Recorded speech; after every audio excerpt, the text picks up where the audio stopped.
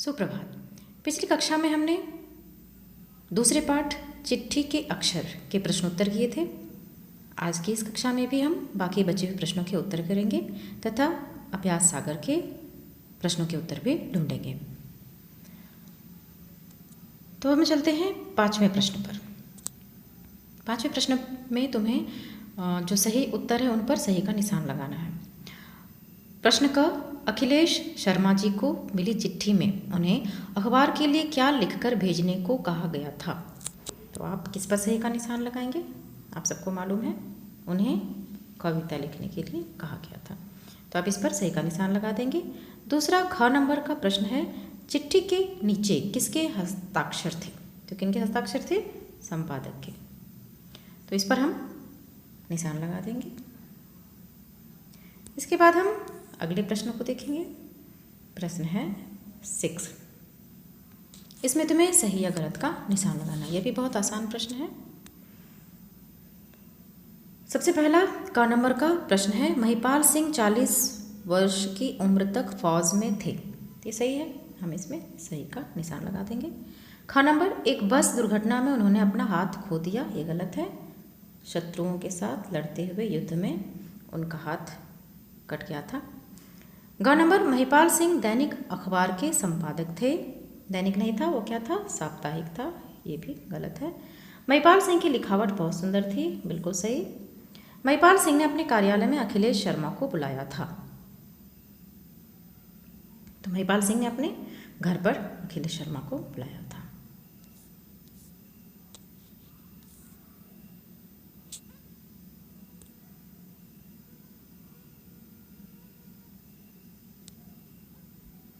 तो इस तरह से आप सही गलत के निशान लगा देंगे।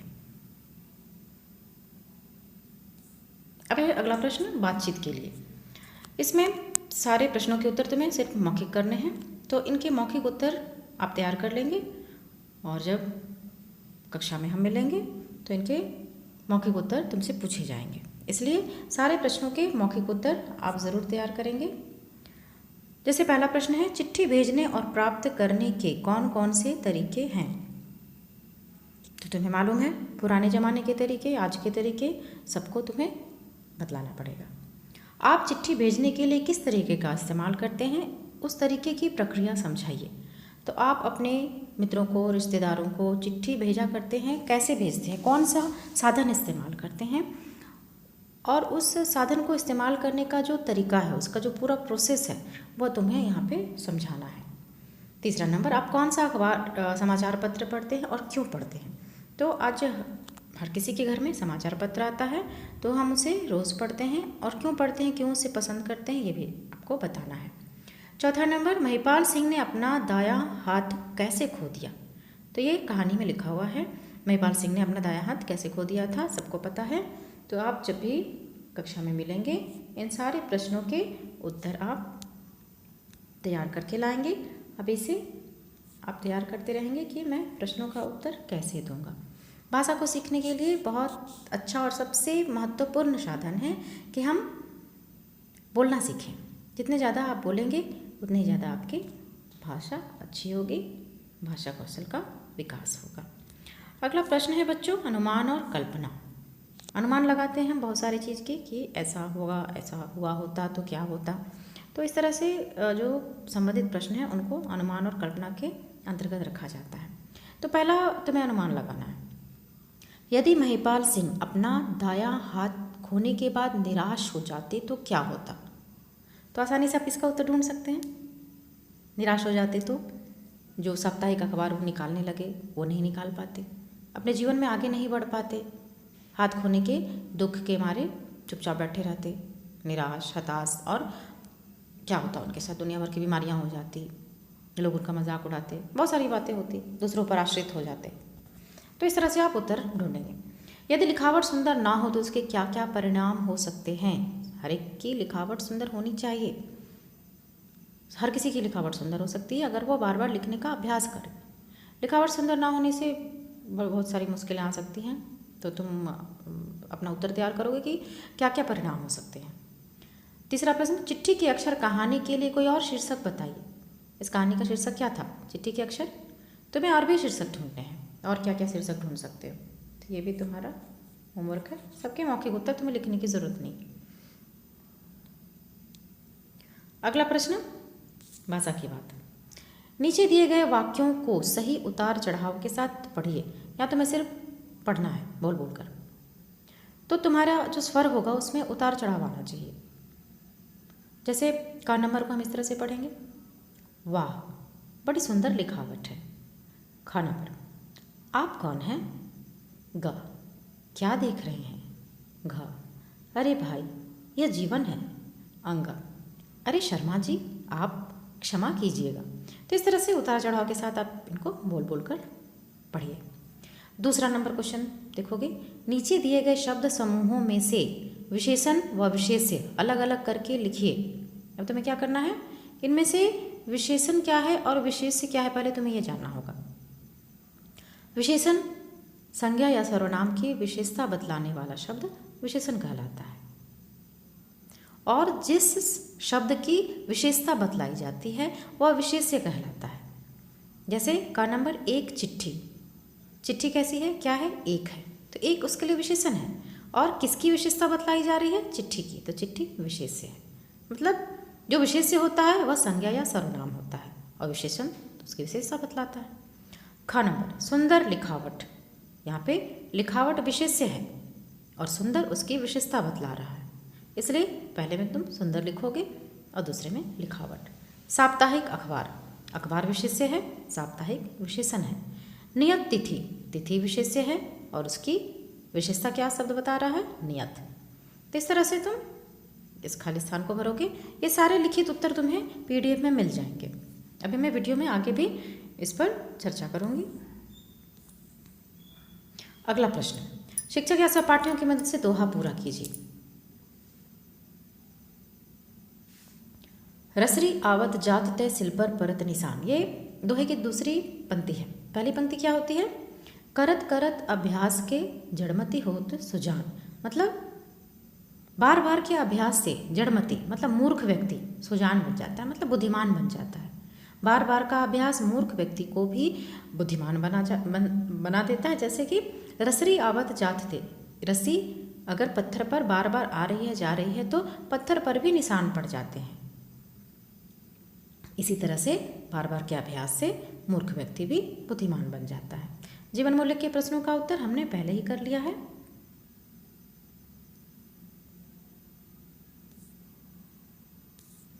अगला प्रश्न है कुछ करने के लिए, दैनिक हिंदी समाचार पत्रों के नाम लिखिए। समाचार पत्र बहुत सारे हैं, तुम्हारे घर में भी आते हैं, तुम्हारे पड़ोसी के घर में आते हैं, तुम्हारे मित्रों के घर में आते हैं। तो ऐसे समाचार पत्रों के नाम तुम्हें यहाँ पे लिखने हैं। कितने सारे होंगे, 5 तुम्हें लिखने होंगे। 5 समाचार पत्रों के नाम लिखोगे। बहुत रोचक है ये, इसे तुम होमवर्क करोगे। अभी कॉपी पर लिख लोगे, बाद में जब तुम्हारे पास पुस्तक आएगी तो पुस्तक पर लिखोगे। दूसरा प्रश्न, किन्हीं 3 हिंदी समाचार चैनलों के नाम लिखिए। टीवी पर आप बहुत सारे न्यूज़ चैनल्स देखते हैं, समाचार चैनल, उनके नाम लिखने हैं। तो ये भी तुम्हारा होमवर्क है, इसे भी करोगे। अब अगला प्रश्न पर हम आते हैं। अगला प्रश्न है, ये बहुत ही रुचिकर है, तुम्हारा प्रोजेक्ट वर्क के रूप में इसको तुम्हें करना है। क्या करना है इसमें, पुरानी हिंदी अखबारों में से, पुराने अखबार अभी तुम्हारे घर में होंगे, अपनी पसंद के विषय जैसे विज्ञापन, विज्ञापन मतलब एडवर्टीजमेंट, एडवर्टीजमेंट हर किसी का होता है, चॉकलेट से लेकर हेयर ऑयल से लेकर बहुत सारी चीज़ों का। तो तुम्हें विज्ञापन वाले पृष्ठ में से कुछ विज्ञापन काटने हैं। खेल समाचार, खेल से संबंधित समाचार, मनोरंजन, फिल्म है, संगीत है, गीत है, बहुत सारी चीज़ें हैं। उसके बाद कविता, कविता लिखी हो तो उसमें से कविता छाटोगे। सिनेमा मतलब फिल्म, इससे जो संबंधित जानकारी अखबार में दी हुई है उसी हिस्से को काट कर तुम्हें स्क्रैप बुक में चिपकाना है और कक्षा में अपने दोस्तों को इस जानकारी के बारे में बताइए। तो उस न्यूज़ को पढ़कर, उस समाचार को पढ़कर तुमने क्या क्या जानकारी हासिल की, ये अपने साथियों को बतलाना है। तो ये तुम्हारा होमवर्क है, इसे तुम ज़रूर करोगे। और अभी किसी पेज पर ऐसे काट कर चिपका कर रख सकते हो, बाद में उसको स्क्रैप बुक में जब तुम मार्केट जाओगे, जा सकोगे, उस समय स्क्रैप बुक लेकर उस पेज को उस पर चिपका देना। तो ये तुम्हारा प्रोजेक्ट वर्क है। इसको तुम आधा अभी कर सकते हो, आधा स्क्रैप बुक मिलने पर, और जब विद्यालय खुलेगा तो तुम इसे सबमिट कर दोगे, जमा कर दोगे चेक करने के लिए। तो ये तुम्हारा प्रोजेक्ट वर्क है।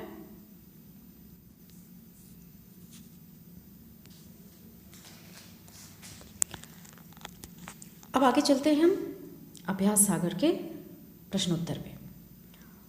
यहाँ देखो ऊपर जो शीर्षक लिखा हुआ है अनुस्वार एवं अनुनासिक, ये मैंने व्याकरण के दूसरे पाठ में तुम लोगों को पढ़ाया है। पहले ही मैंने पढ़ा दिया था कि जब हम अभ्यास सागर में ऐसे प्रश्नों के उत्तर ढूंढें तो तुम्हें मुश्किल ना हो, तुम आसानी से उनके उत्तर ढूंढ सको, समझकर लिख सको, इसलिए मैंने इसे अनुस्वार एवं अनुनासिक को पहले ही पढ़ा दिया था। अब हम आगे बढ़ते हैं पहले प्रश्न की ओर। ऊपर कुछ वाक्य लिखे हुए हैं, उनको पढ़ेंगे पहले हम। चिट्ठी के नीचे संपादक के हस्ताक्षर थे। चिट्ठी की लिखावट बड़ी सुंदर थी। मेरे मुंह से अनायास ही निकल पड़ा, वाह बड़ी सुंदर लिखावट है। आप तो मेरे मन की बात भाप गए। तुम्हें करना क्या है, ऊपर दिए गए वाक्यों में से उन शब्दों को छांटकर लिखना है जिन पर बिंदु लगा है अथवा चंद्र बिंदु लगा है। तो ऐसे कौन कौन से शब्द हैं, पहले हम उनको ढूंढते हैं। सबसे पहले देखो पहली पंक्ति है, उसमें संपादक, इसमें स के ऊपर में बिंदु लगा हुआ है। अब दूसरा शब्द हम ढूंढते हैं सुंदर, यहाँ भी सु के ऊपर बिंदु लगा हुआ है। अगला है मोह के ऊपर चंद्र बिंदु है। उसके बाद फिर से एक शब्द आया है भाप के ऊपर चंद्र बिंदु। तो इन शब्दों को तुम्हें नीचे लिख देना है। संपादक और सुंदर बिंदु वाले शब्द के नीचे लिखोगे और चंद्र बिंदु वाले शब्दों में मुंह और भाप को लिखोगे। ये सबके लिखित उत्तर तुम्हें मिल जाएंगे, पीडीएफ के रूप में तुम्हें भेजे जाएंगे। आगे मैं और भी चर्चा करने वाली हूँ। अब आगे हम देखते हैं दूसरा प्रश्न। अब तुमसे यहाँ क्या पूछा गया है, बिंदु वाले शब्दों में जिस वर्ण पर बिंदु लगा है उसे बोलने के बाद आवाज़ कहाँ से निकलती है, उचित उत्तर पर सही का निशान लगाइए। तो बिंदु वाले शब्दों में जिस वर्ण पर बिंदु लगा है, जैसे तुमने बोला संपादक, तो जब तुम बोलते हो सम, तो उसमें तुम गौर करोगे तुम्हारी जो आवाज़ है वह नाक से निकल रही है। संपादक, सुंदर, जिस पर भी बिंदु लगा हुआ था तुम उच्चारण करके देखो कि तुम्हारी आवाज़ नाक से निकलती हुई तुमको महसूस होगी। तो हम किस पर सही का निशान लगाएंगे, नाक पर। ठीक है, उसके बाद हम अगले प्रश्न पर चलते हैं। तीसरा प्रश्न, चंद्र बिंदु वाले शब्दों में जिस अक्षर पर चंद्र बिंदु लगा है उसे बोलते समय आवाज़ कहाँ से निकलती है। पहले हमने कहा संपादक, सुंदर, दोनों में बिंदु लगे हुए थे तो हमने पाया कि आवाज़ नाक से निकल रही है। अब हम बोलेंगे मुंह, भाप, जिनमें चंद्र बिंदु लगा हुआ था, तो हम महसूस करेंगे कि हमारी जो आवाज़ है मुंह एवं नाक दोनों से निकलती है। तो चंद्र बिंदु वाले शब्दों को, वर्णों के उच्चारण में आवाज़ मुंह एवं नाक दोनों से निकलती है। मेरी बात समझ रहे होगे, पहले भी मैंने पढ़ाया है।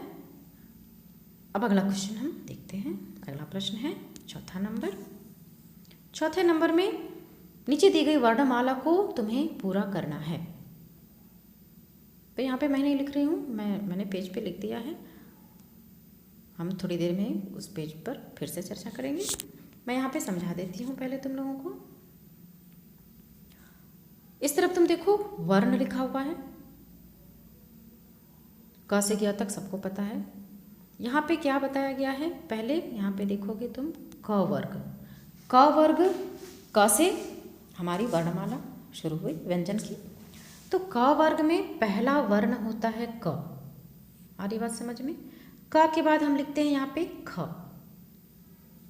या ठीक से मैं लिख नहीं पा रही हूँ, मैंने पेज पे लिखा है। तो क वर्ग में पहला वर्ण क है, दूसरा ख, तीसरा ग, फिर घ और पांचवा आता है अंग। च वर्ग में च, छ, ज, झ, य। ट वर्ग में ट, ठ, ड, ढ, अण। त वर्ग में त, थ, द, ध, न। प वर्ग में इसी तरह से प, फ, ब, भ, म। तो पहला वर्ण सब में क है, फिर च है, फिर ट है, त है, प है। इसी पर इनका नाम रखा जाता है। क वर्ग, छ वर्ग, ट वर्ग, त वर्ग, प वर्ग। इसी तरह से उनका दूसरा वर्ण होता है, तीसरा वर्ण, चौथा वर्ण और पांचवा वर्ण। तो यहाँ पे तुम्हें प वर्ग तक के अक्षरों को लिखना है। अब हम देखेंगे अगला प्रश्न। क्या आप जानते हैं कि कुछ शब्दों को दो प्रकार से लिखा जाता है? नीचे दिए गए शब्दों को पढ़िए और समझने का प्रयास कीजिए। अब तुम देखो क नंबर, अ के बाद अंग के नीचे हलंत लगा हुआ है, देख रहे हो? यानी कि अंग क्या है? आधा है। अंग क्या है? आधा। अंग में उसके बाद इसे हम अंक पढ़ते हैं। अब अंक को दूसरे तरीके से कैसे लिखा जा रहा है? अ के ऊपर अनुस्वार लगाकर। तो ये दोनों क्या हैं? एक ही शब्द को अलग अलग तरीके से लिखे गए हैं। दोनों का उच्चारण एक जैसा होगा, दोनों को लिखने के तरीके अलग अलग हैं। इसी तरह से ख नंबर में च आधा या च ला, उसके बाद च के ऊपर अनुस्वार लगाकर उसको फिर से लिखा गया। यानी कि इसको या तो आधा या लगाकर लिखें या च के ऊपर अनुस्वार। ठ के बाद आधा अना है, ड में मात्रा ठंडा, तो इस तरह से भी ठंडा लिखेंगे, इस तरह से भी। उसी तरह से चंदा चंदा, पम पम। अब तुम्हें समझाने का क्या प्रयत्न किया गया है? शब्दों के दोनों रूप सही हैं, मगर आजकल शब्दों को मानक रूप में दूसरे प्रकार से लिखा जाता है। अंक, चंचल, ठंडा, चंदा, पंप शब्द मानक रूप में हैं। तो ये जो थे, ये सारे इनको लिखने का एक पुराना तरीका था और अब इस तरह से लिखा जा रहा है। इनको मानक रूप कहते हैं। ये क्या है? मानक रूप, मतलब नया तरीका है इन्हें लिखने का। इसी तरह से इनको स्वीकार किया गया है। तो मानक रूप का मतलब समझ रहे हो? दोनों सही हैं, पर ये जो तरीका है जो तुम्हारे दाहिने हाथ की तरफ है, ये मानक रूप है। अब आगे चलते हैं हम 6 नंबर, छठा नंबर। आइए अब इन शब्दों के आधार पर बिंदु लगाने के नियम को समझें। ये मैंने व्याकरण के दूसरे पाठ पर भी चर्चा की है, नोट्स भी लिखा है तुम लोगों ने। फिर से इसे समझो। चंदा शब्द में आधा वर्ण कौन सा है? चंदा में तुम देख रहे हो आधा वर्ण कौन है? न है। ख में या पांचवा वर्ण किस वर्ग का है? किस वर्ग का है? ऊपर अभी तुमने देखा, फिर से एक बार तुम देख सकते हो। ये जो ना लिखा हुआ है, ना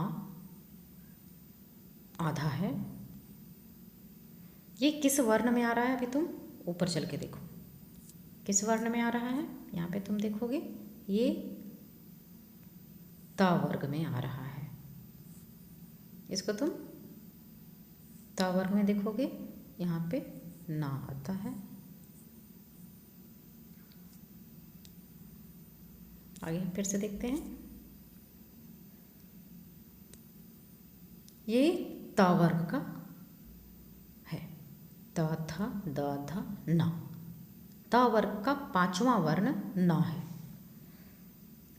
अब आगे देखते हैं क्या समझाने का प्रयत्न किया गया है। पांचवें वर्ण के बाद कौन सा वर्ण है?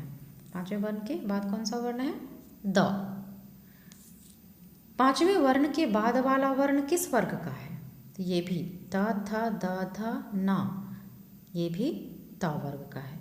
क्या पांचवा वर्ण और उसके बाद आने वाला वर्ण एक ही वर्ग के हैं? तुम क्या बोलोगे? हाँ, दोनों एक ही वर्ण के हैं।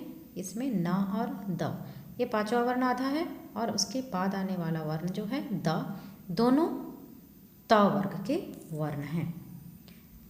चंदा शब्द में पांचवें वर्ण के स्थान पर किसका प्रयोग किया गया है? अनुस्वार का।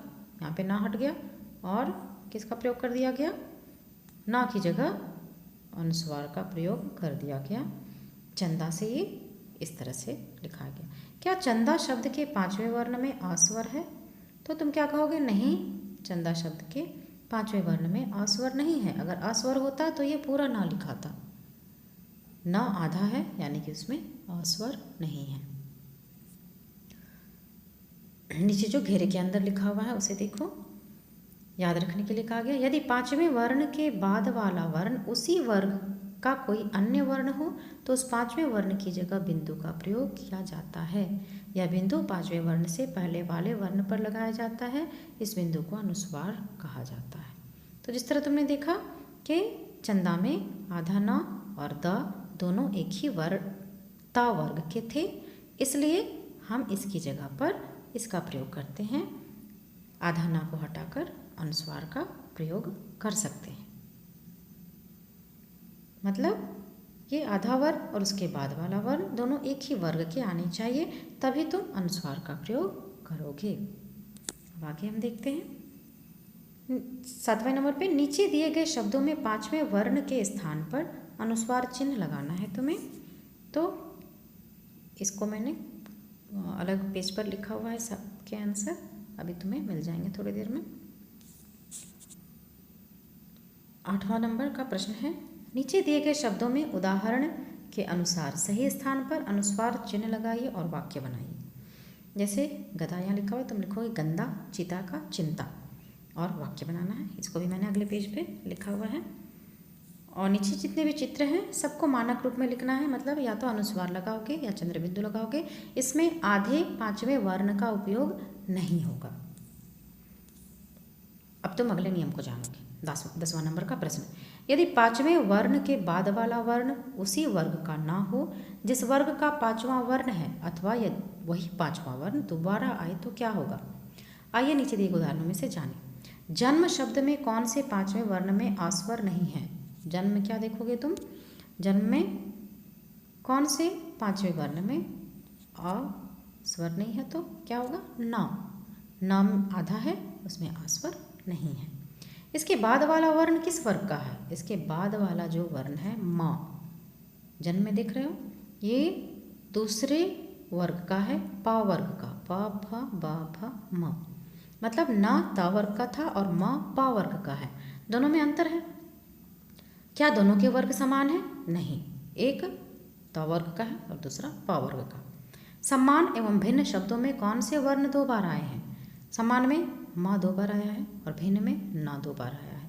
ये वर्ण अपने अपने वर्ग के कौन से स्थान के वर्ण हैं? पांचवें। दोनों समान में माँ जो है पा वर्ग का पांचवा वर्ण है और भिन्न में ना ता वर्ग का पांचवा वर्ण है। मतलब पांचवें वर्ण की क्या हो गई है? 2 बार आया हुआ है, दोहराया गया है उनको। अगला नियम कौन सा है हम देखेंगे। घेरे के अंदर देखो, यदि पांचवें वर्ण के बाद किसी दूसरे वर्ग का वर्ण आए अथवा वही पांचवा वर्ण दोबारा आए तो अनुस्वार चिन्ह का प्रयोग नहीं किया जाएगा। मतलब समान एवं भिन्न इसी तरह से लिखे जाएंगे, मानक रूप में भी ये इसी तरह लिखे जाते हैं। इनमें हम अनुस्वार का प्रयोग नहीं कर सकते क्योंकि उन्हीं वर्णों को दोहराया गया है। और जन्म में ना के बाद दूसरे वर्ग का पांचवा वर्ण है, तो यहाँ भी हम अनुस्वार का प्रयोग करेंगे तो गलत हो जाएगा, अनुस्वार का प्रयोग नहीं होगा। नीचे दिए कुछ शब्द हैं, इन शब्दों में अनुस्वार का प्रयोग किया जाएगा तो उनके सामने हाँ, और अनुस्वार का प्रयोग नहीं किया जाएगा उनके सामने नहीं लिखना है। सुंदर, सुंदर में क्या है? ना पांचवा वर्ण है और दा वो भी ता वर्ग का ही वर्ण है। मतलब ना भी ता वर्ग का, दा भी ता वर्ग का, तो इसे हम अनुस्वार डालकर लिख सकते हैं। अन्न में ना को दोहराया गया है तो इसमें अनुस्वार नहीं डाल सकते। सम्मानित में माँ को दोहराया गया है, इसमें अनुस्वार नहीं डाल सकते। ये दोनों ऐसे ही लिखे जाएंगे। ये दोनों जिस तरह से लिखे हुए हैं उनको बदला नहीं जाएगा। सुंदर बदल जाएगा, यहाँ पे अनुस्वार लग जाएगा। पंकज में अंग क वर्ग का है और क भी क वर्ग का है, देख रहे हो, इसलिए इसको हम लोग अनुस्वार लगाकर लिख सकते हैं। पंछी में यहाँ च वर्ग का है और छ भी च वर्ग का है, इसे भी हम अनुस्वार लगाकर लिखेंगे। अक्षुण में अना को दोहराया गया है, ये अनुस्वार लगाकर नहीं लिखा जाएगा। 12 नंबर में कुछ शब्द हैं, इनको पढ़ने के लिए बोला गया है। बाधा, बांधा, सास, सांस, काटा, कांटा, सवार, सवार। खंड 1 के शब्दों के पहले अक्षर को बोलते समय आवाज़ कहाँ से निकलती है? जैसे तुमने बोला बाधा, तो आवाज़ पूरी तरह से मुंह से आती है, इसमें हम लोग टिक लगा देंगे। उसके बाद पूछा गया है कि खंड 2 के शब्दों के पहले अक्षर को बोलते समय आवाज़ कहाँ से निकलती है। यहाँ भी सही का निशान लगा। जब तुमने बोला बांधा, कांटा, संवार, तो आवाज़ तुम्हारे मुंह एवं नाक दोनों से निकलेगी। तुम उच्चारण करके देखोगे। जिन शब्दों को बोलते समय आवाज़ मुंह एवं नाक दोनों से निकलती है उनके ऊपर क्या लगा हुआ है? क्या लगा हुआ है? चंद्र बिंदु। देख सकते हो आसानी से चंद्र बिंदु का प्रयोग किया जाता है जब मुंह एवं नाक दोनों से आवाज़ निकलती हो। घेरे के अंदर नियम, जब किसी वर्ण को बोलते समय आवाज़ मुंह एवं नाक दोनों से निकलती है तो उस वर्ण के ऊपर चंद्र बिंदु लगाया जाता है। चंद्र बिंदु को व्याकरण की भाषा में अनुनासिक कहा जाता है। चंद्र बिंदु को क्या कहते हैं हम? अनुनासिक। बिंदु को अनुस्वार कहा जाता है और चंद्र बिंदु को अनुनासिक कहा जाता है।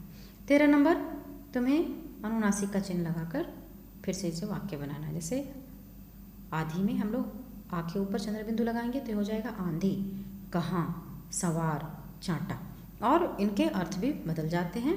और नीचे तुम्हें इनसे वाक्य बनाने के लिए कहा गया है, तो नीचे हम वाक्य बनाएंगे। 14 नंबर, इन शब्दों को बोल बोल कर पढ़ना है। पुस्तकें, सड़कें, चित्रों, फलों, चिट्ठियों। अब तुमसे पूछा गया है इन शब्दों के अंतिम अक्षर को बोलते समय आवाज़ कहाँ से निकलती है। तुम गौर करोगे, पुस्तकें जब तुमने कहा तो मुंह और नाक दोनों से आवाज़ निकली। सड़कें जब कहा तब भी वही हुआ। के, चित्रों, मित्रों, फलों में लों, जब तुमने कहा तो मुंह और नाक दोनों से आवाज़ निकली। पर यहाँ पे तुम देखोगे कि अनुनासिक का चिन्ह प्रयोग नहीं किया गया। कौन सा चिन्ह प्रयोग किया गया है? अनुस्वार का। पहले बताए गए नियम के अनुसार इन अक्षरों पर कौन सा चिन्ह आना चाहिए था? चंद्र बिंदु का, अनुनासिक का। पर इन अंतिम अक्षरों पे कौन सा चिन्ह आया है? अनुस्वार का। क्यों आया है उसका भी नियम है। अगले घेरे पे देखो, यदि किसी वर्ण को बोलते समय आवाज़ मुंह एवं नाक दोनों से निकले मगर शिरोरेखा के ऊपर कोई मात्रा हो तो वहाँ अनुनासिक की जगह अनुस्वार चिन्ह का प्रयोग किया जाएगा। शिरोरेखा किसे कहते हैं? जैसे ऊपर में जो लाइन होती है ना, जब हम लोग अक्षरों को लिखते हैं तो ऊपर में जो लाइन होती है ऐसे, उसको शिरोरेखा बोलते हैं। अब शिरोरेखा के ऊपर में ऐसे अगर मात्रा आ गई तो वहाँ पे हम यहाँ चंद्र बिंदु नहीं लगाकर बिंदु लगाते हैं। आ रही मेरी बात समझ में? आगे देखोगे 15 नंबर के प्रश्न में तुमसे कहा गया कि तुम कहाँ पे अनुस्वार लगाओगे और कहाँ पे अनुनासिक। वैसे संपादक में तुमने अनुस्वार लगा दिया क्योंकि शिरोरेखा के ऊपर मात्रा नहीं थी, लेकिन मैंने में तुम क्या लगाओगे? बिंदु लगाओगे। अनुनासिक का ये उदाहरण है। फिर भी तिथियां में यहाँ जब तुम बोल रहे हो तो अनुनासिक का उच्चारण हो रहा है, परंतु तुम वहाँ पे अनुनासिक का चंद्र बिंदु का चिन्ह लगा सकते हो क्योंकि या के ऊपर में शिरोरेखा नहीं है। उसी तरह पूंछ में पू के ऊपर में शिरोरेखा के ऊपर मात्रा नहीं है। कुर्सियाँ में भी यहाँ में तुम चंद्र बिंदु लगाओगे क्योंकि वहाँ भी मात्रा नहीं है। मालाओं में तुम चंद्र बिंदु नहीं लगा सकोगे, वहाँ तुम्हें अनुस्वार लगाना होगा क्योंकि ओ के ऊपर में ओ की मात्रा वहाँ लगी हुई देख रहे हो। कार्य में एक ही मात्रा लगी हुई है। इस तरह से तुम्हें याद रखना कि कहाँ तुम अनुस्वार लगाओ और कहाँ अनुनासिक। आगे 16 नंबर का प्रश्न। 16 नंबर के प्रश्न में सही रूप में लिखने के लिए कहा गया है।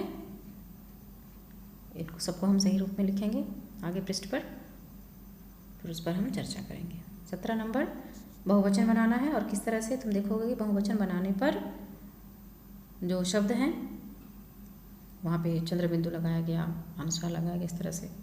जैसे बातें, कुर्सी, कुर्सियाँ, हाथ पर, हाथों पर, कविता, कविताएं, साधु को, साधुओं को, कहानी, कहानियाँ।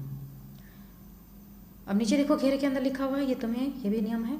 कुछ शब्द एक वचन और बहुवचन रूप में एक जैसे रहते हैं, परंतु कारक चिन्ह आ जाने पर वे एक के रूप में आ जाते हैं। जैसे हाथ, यहाँ पे जो देख रहे हो तुम, ये जो दोनों लिखा हुआ है, ये एक वचन और बहुवचन दोनों में एक समान रूप से आएंगे। पर अगर उनमें कारक चिन्ह लग गया, पर क्या है? कारक चिन्ह है। अगर हाथ पर है तो जो कि कारक चिन्ह लगा हुआ है तो यह हाथों पर हो जाएगा। जैसे यहाँ भी है घर और घर, ये दोनों एक वचन बहुवचन दोनों में एक जैसे होते हैं। जैसे कि हम क्या कहेंगे? यह मेरा घर है, और तुम अगर अपने मित्रों के घरों के बारे में बोले तो क्या बोलोगे, ये मेरे मित्रों के घर हैं। देखो घर और घर, बहुत सारे घर हैं तब भी घर आया, मेरा एक घर था तो उसमें भी घर आया। पर अगर यहाँ पे में चिन्ह लगा दिया तब ये घर में का बहुवचन घरों में हो जाएगा। कारक चिन्ह रहने पर उसका बहुवचन बदल जाएगा, ये नियम भी याद रखना। अब अगला प्रश्न है, 5वीं कक्षा की वार्षिक परीक्षा देते समय आपको किन किन कठिनाइयों का सामना करना पड़ा, इनके बारे में बताते हुए मित्र को पत्र लिखना है। ये लिखित प्रश्नोत्तर है जो तुम्हें PDF रूप में दिए जाएंगे, इन्हें तुम अपनी कॉपी पर लिखोगे। ज्ञान सागर का ये प्रश्न है, पृष्ठ संख्या 9 का प्रश्न 2, विशेषण और विशेषण शब्दों को अलग अलग करके लिखा हुआ है। तीसरे नंबर पे दोहे की पहली लाइन लिखी हुई है, इसे तुम्हें लिखना है, करत करत अभ्यास के जड़मति होत सुजान। अभ्यास सागर पृष्ठ संख्या 6 का पहला प्रश्न, बिंदु और चंद्र बिंदु वाले शब्दों को अलग अलग लिखा गया है। प्रश्न 4 में पंचम वर्ण को दिखाया गया है, यहाँ मैंने सही का निशान लगाकर 5वें वर्ण को दिखाया है। क वर्ग, च वर्ग, ट वर्ग, त वर्ग और प वर्ग के सभी अक्षर यहाँ पे लिखे हुए हैं। 6ठे नंबर के प्रश्नोत्तर हैं, 7वें नंबर को मानक रूप में लिखा हुआ है बिंदु लगाकर। 8वें नंबर में गंधा और चिंता दोनों में अनुस्वार का प्रयोग किया गया है और वाक्यों को लिखा गया है। 9वें नंबर में चित्र देखकर उनके नाम अनुस्वार लगाकर लिखे गए हैं। 10वें और 11वें नंबर का उत्तर है। 13 नंबर पे चंद्रबिंदु लगाकर तुम्हें शब्दों से वाक्य बनाने थे। आंधी, कहाँ, सवार और चांटा, यहाँ पर एक तुम सुधार का कार्य करोगे, सवार और चांटा में भी चंद्रबिंदु लगाओगे, जैसा मैंने इस तरफ लिखा हुआ है, इस तरह से तुम्हें लिखना है। तो ये सवार और चांटा में सुधार कार्य करोगे।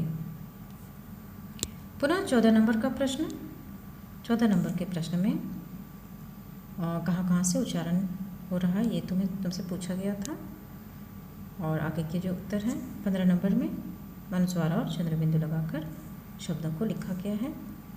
16 नंबर में उसी तरह से जो गलत शब्द थे उनको सुधार कर लिखा गया। 17 नंबर में बहुवचन बनाए गए।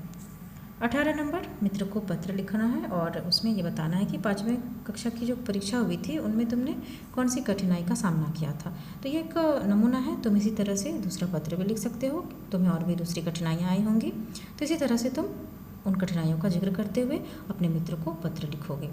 तो यहाँ जो मैंने सही का निशान लगाया है, यहाँ पर तुम अपने मित्र का नाम लिखोगे, उसके बाद पत्र लिखा गया है, मैं यहाँ कुशल हूँ और तुम्हारी कुशलता की कामना करता हूँ।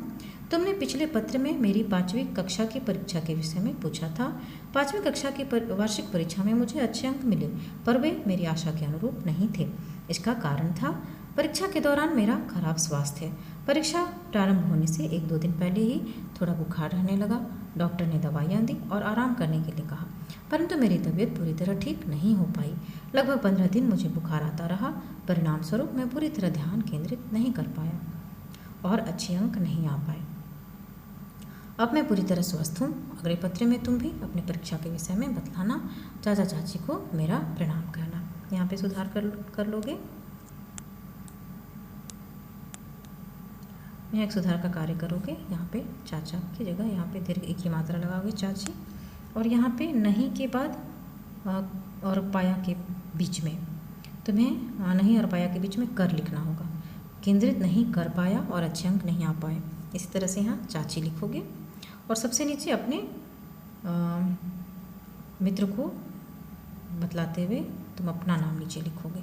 तो ऊपर तुम्हारे मित्र का नाम आएगा और नीचे तुम्हारा नाम। तो आज हमने सारे प्रश्नों के उत्तर कर लिए। तुम सारे प्रश्नों के उत्तर अपनी कॉपी पर लिखोगे जब तक कि तुम्हें पुस्तक नहीं मिल जाती, और सारे प्रश्नोत्तर को तुम बार बार पढ़ोगे। बार बार का पठन कार्य तुम्हें किसी भी चीज़ को आसान बना देगा, पहले भी मैंने बतलाया है। और मैं एक बात कहना चाहती हूँ कि जितनी भी शुरू से पढ़ाई हो रही है तब सबको तुम दोहराते रहो, लिखने का अभ्यास करते रहो, और जो भी कक्षा कार्य और गृह कार्य मिले हैं, आज मैंने जो भी कार्य तुमको दिए हैं उनको तुम करोगे। बहुत आसान है और रुचिकर भी है। स्क्रैप बुक में करने वाले कार्य को भी कर लोगे, एक पेज पर चिपका के रखना, और जब तुम्हें स्क्रैप बुक मिल जाए तो स्क्रैप बुक पर उसे चिपका दोगे तो तुम्हारा काम लगभग समाप्त हो जाएगा। तो इसी तरह से तुम इन सबको लिख लेना, बार बार पढ़ना, याद रखने की कोशिश करना। अगली कक्षा में हम फिर मिलते हैं, तब तक के लिए